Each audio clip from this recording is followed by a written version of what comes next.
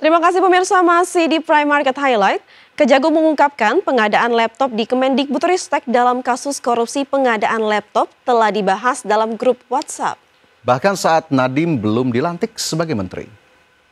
Kejaksaan Agung mengungkap Nadiem bersama dengan staf khususnya sempat membuat grup WhatsApp bernama Mas Menteri Kortim. Dalam grup WhatsApp ini sudah ada pembahasan tentang program digitalisasi di Kemendikbudristek. Dan program ini berlanjut setelah Nadiem Makarim dilantik menjadi menteri.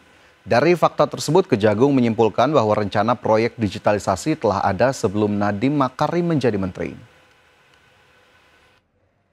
Dari keterangan yang diperoleh bahwa ada pembuatan grup WA dilakukan sebelum NM dilantik menjadi menteri, tetapi terkait dengan untuk program digitalisasi di Kemendikbud.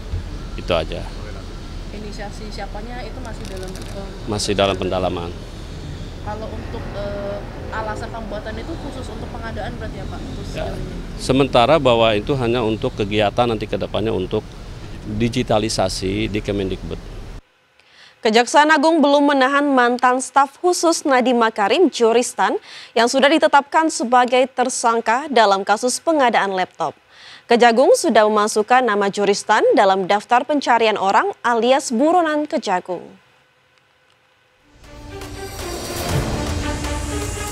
Kejaksaan Agung belum melakukan penahanan terhadap mantan staf khusus Nadiem Makarim Joristan yang sudah ditetapkan sebagai tersangka dalam kasus pengadaan laptop di Kemendikbudristek. Joristan saat ini diduga sedang berada di luar negeri. Kapus Penkum Kejagung Anang Supriyatna menyebut Kejagung sudah memasukkan nama Joristan tersebut dalam daftar pencarian orang alias buronan Kejagung. Sampai saat ini kita sedang memastikan keberadaan yang bersangkutan, posisinya di mana. Nanti kita koordinasi dengan negara-negara tetangga atau negara yang dianggap terdeteksi ada keberadaan yang bersangkutan. Saudara inisial JT itu. Yang jelas kita tidak lagi melakukan pemanggilan, mungkin nantinya penyidik rencana akan menetapkan DPO. Sebelumnya Kejaksaan Agung telah menetapkan 4 mantan anak buah Nadiem Makarim menjadi tersangka kasus pengadaan laptop dengan anggaran 9,3 triliun rupiah. 4 tersangka tersebut yakni mantan staf sus Mendikbudristek era Nadiem Makarim periode 2020-2024 Joristan, mantan konsultan Kemendikbudristek Ibrahim Arif, Direktur Sekolah Menengah Pertama Kemendikbudristek Mulyasyah, dan Direktur Sekolah Dasar Kemendikbudristek Sri Wahyuningsih. Akibat pembuatan para tersangka, negara dirugikan sebesar 1,98 triliun rupiah. Jakarta, Tim Liputan IDX Channel.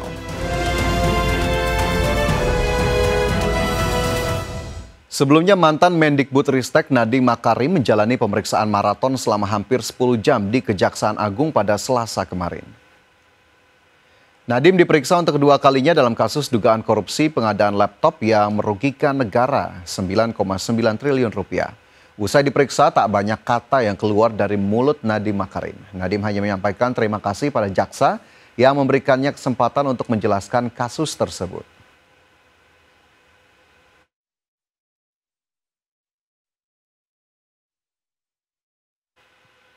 Pemirsa, Komisi Pemberantasan Korupsi memeriksa Bupati Mandailing, Natal, Sumatera Utara periode 2020 hingga 2025 Jakfar Sukhairi Nasution bersama Kadis PUPR Elvianti Harahap terkait OTT proyek jalan yang juga melibatkan anak buah Gubernur Sumatera Utara Bobi Nasution.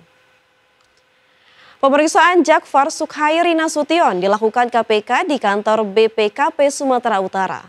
Jakfar Sukhairi diperiksa terkait dugaan adanya aliran dana dari PT Dalihan Natolu Group kepada dirinya karena saat menjabat Bupati, PT DNG banyak memenangkan tender proyek jalan di Mandailing, Natal.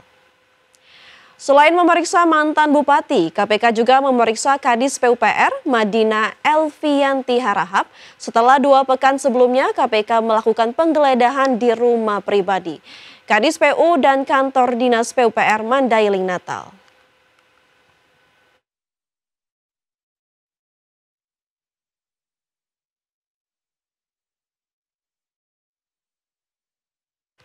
Ya, kita ke informasi berikutnya. Pemirsa, Komisi Pemberantasan Korupsi memeriksa 8 saksi terkait dugaan suap terkait proyek jalan di Sumatera Utara. Ya, para saksi diminta menjelaskan cara salah satu tersangka mengerjakan proyek. Komisi Pemberantasan Korupsi memeriksa 8 saksi terkait dugaan suap terkait proyek jalan di Sumatera Utara.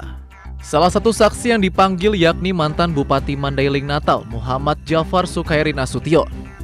Menurut juru bicara KPK Budi Prasetyo, para saksi diminta menjelaskan cara salah satu tersangka mengerjakan proyek, yakni Direktur Utama PT DNG Akhirun Effendi Siregar alias Kir.